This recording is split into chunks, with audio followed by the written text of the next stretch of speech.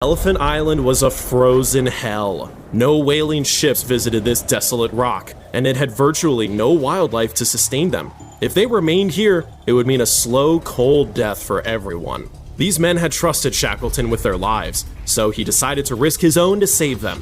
He ordered his carpenter to repair and modify one of the lifeboats, the James Caird, which he and 5 others would use to attempt an 800-mile journey to South Georgia Island. He selected navigator Frank Worsley to join him, and he would assign him the near impossible job of guiding their tiny boat across some of the most dangerous waters on Earth, using only a map and a sextant.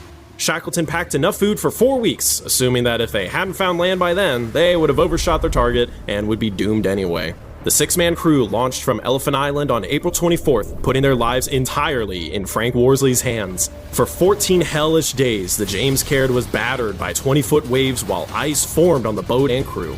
Worsley navigated from memory and the few precious hours of daylight each morning provided.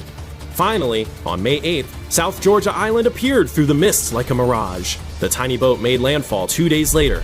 Against all odds, Worsley had successfully guided them to their destination.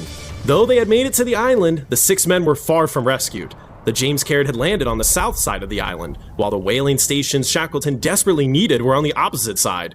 He could either try sailing around the island, risking being blown off course, or attempt something that had never been done, climbing over the glacial mountains that stood between him and civilization.